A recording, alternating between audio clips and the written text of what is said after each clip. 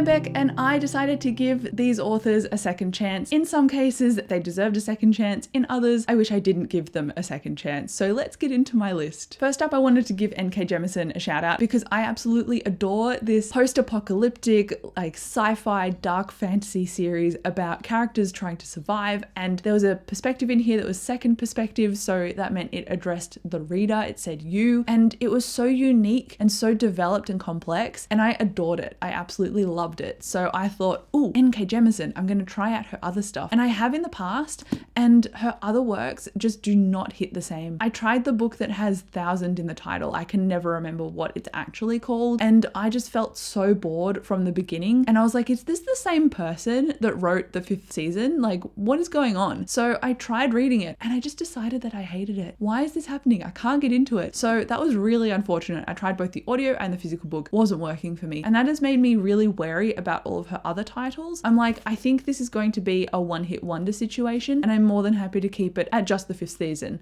at this point. Next up, I had a similar failure, and it's with quite a popular female author, so that might give you pause because so many people love this series, or this prequel rather, and I just did not get into it, and that is A Day of Fallen Night by Samantha Shannon. Now, I have read and enjoyed in the past The Bone Season, and I loved that series. It's since been rewritten, but this one, I couldn't get into it. Again, I read the first couple of chapters and I thought, am I crazy? Because something about this is just not connecting to me. It felt so dry and so boring, and even though the world building could have had potential, I was like, I just don't care about any of it. I don't know why. I don't know what's happening. I tried this again physically. I tried it on audiobook. I gave it a go and I was like, I can't do this anymore. And I read Priority of the Orange Tree when it first came out as well, and I found that honestly a little bit of a slog too. And then the ending was really fast. So in the past I gave it a 3 stars, but I'm not sure. Maybe I should consider lowering that rating because looking back on it, I didn't love it nearly as much as I wanted to love it, and I think that colored my rating a little bit. That said though, I have recently picked up the revitalized editions of The Bone Season, and I've read this one and The Mime Order, and I'm really enjoying myself. I gave them both 4 stars, and I have a separate spoiler-free review for The Bone Season.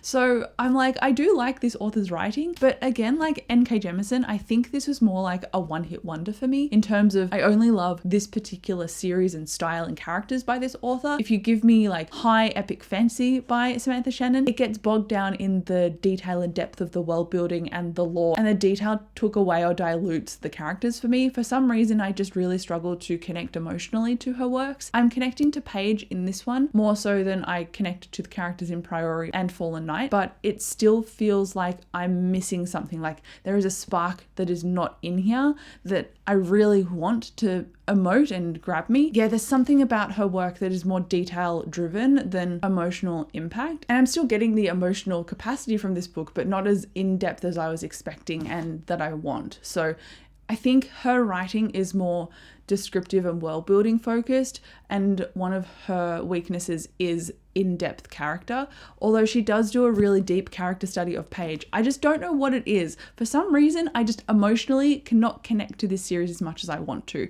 Am I crazy? Like, please, if you've read this series, let me know in the comments, because I feel like I'm not describing it very well, but there's something about this that I just struggle to connect with. Now, I've given you 2 authors that I'm like, why did I continue with the rest of their work when one series really worked for me, but the other stuff didn't? And now I need to bring you a success, because reading about 2 negatives, I'm like, I need to put some positivity in here somewhere. So I read one of James Islington's books way back when. I think The Shadow Was What Was Lost is what it's called. It's white with an orange sun on it or something. And this was his first foray into fantasy, and I remember reading it at the time because it was a review copy that a publisher sent me, and I thought, I'm enjoying what the potential could be, but it feels a lot slower in its pace and its understanding of itself. Like, I feel like it could be a lot tighter.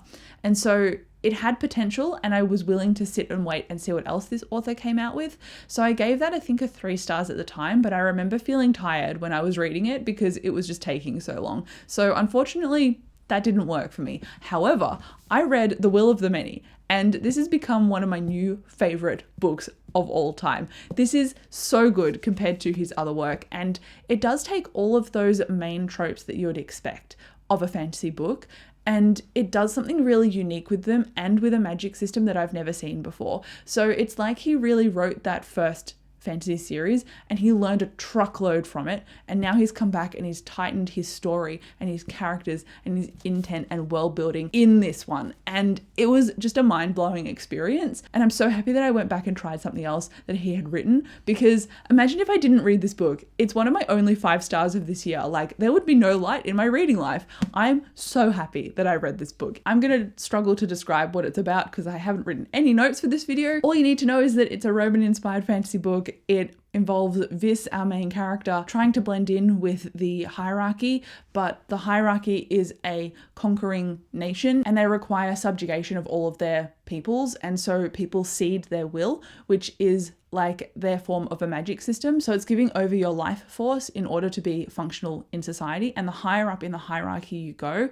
the more political power you hold, but the more people cede their will to you, so the more physically strong you are as well, because people are literally sending their life force up the chain. So it's an incredible, like, how cool does that sound? And it's following Vis, who has never ceded will before in his life, and on his 18th birthday he'll be forced into ceding his will. But before that happens, he's caught up in a political conspiracy. He gets trained up and sent off to the academy because there was a murder there, and they're trying to figure out what happened and what's behind this murder. But people can't just walk in and access the academy. Only students and teachers are allowed in, because all the doors and all of the walls are will locked, which is the magic system to only let the right people in. So Vis has to go undercover, and it's, oh man, it is so good. And I loved it so much. If you can read it, please do, because it is 100% worth the hype. I've got 2 more authors to talk about now, and one was a boo and the other one is like mediocre. And the boo I'm going to start off with, because that is Sebastian de Castell. And if you have been on my channel before, you will know that I hated this. I put it down at 60 pages. However, I loved Trader's Blade. I loved the Greatcoat series by the same author, to the point where it's one of my favorite defining series. And I also love the Spellslinger series by this author as well, which is a young adult series, which is also unlike me. I don't usually read young adult. So the things that those series had that this didn't was those series had underdog main characters, a almost tongue-in-cheek banter, and a self-awareness of them, and a intent to do good, even though they were constantly battered down. In this book, the character is so like self-flagellating. He feels sorry for himself. His only friend is his horse. And he's just got a running commentary on everything. He's so spoiled. He's so annoying. And I found him so unbearable that I just could not stand reading this. And unfortunately, I also put down Play of Shadows, which was an almost continuation of the Greatcoat series, but not following the Greatcoat's characters. And I was like, what happened with this series? Like, what happened?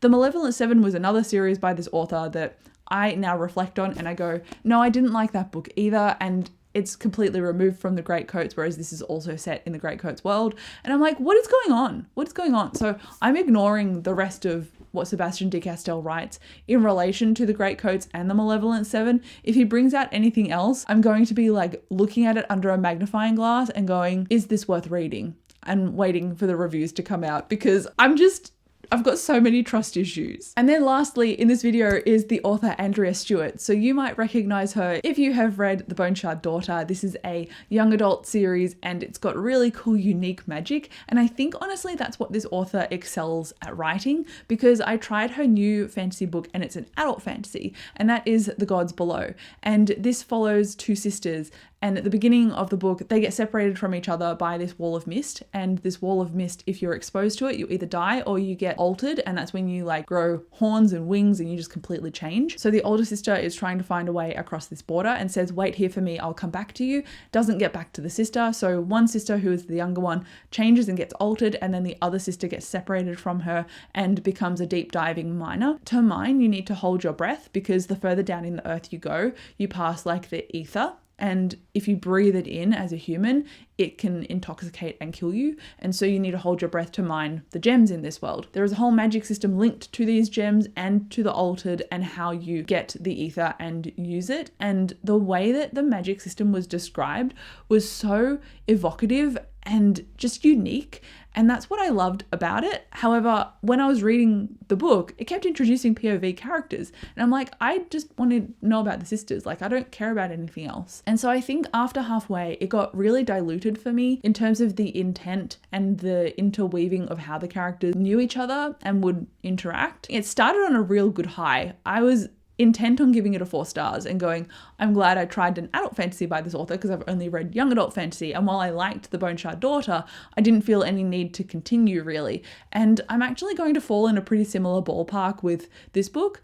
There was something at the end of the book that was like, it was very minor, but I thought, oh, I don't really like that. It gave me a bit of ick, which seems like a really superficial thing to say. But when I read that particular thing and then looked back across the rest of the book, I was like, that taints a whole part of a character for me. And it was a character that I quite liked and I had hope for in the sequel. So I'm like, now I don't like this character's storyline anymore. And that was the only thing really holding me to this book. So I thought, I'm not really interested in it anymore. So I think I'm settling on a 3 stars, which is probably what I'd now rate The Bone Shard Daughter as well. So it was just a mediocre time. So I didn't actively dislike it. I just thought, oh, I wish it did something a little bit different. But anyway, those are all of the authors that I've tried again. Out of all of them, I've had like meh or negative and only one 5-star, which I feel like is rare. So I wanted to make this video just to spotlight the fact that The Will of the Many is great and you should go ahead and read it. But thank you so much for watching this video. Let me know if there is an author that you have tried again or you've refused to try in the comments. I would be interested to know. But thank you again so much for watching. I'll chat to you down below and I'll see you in my next video. Bye.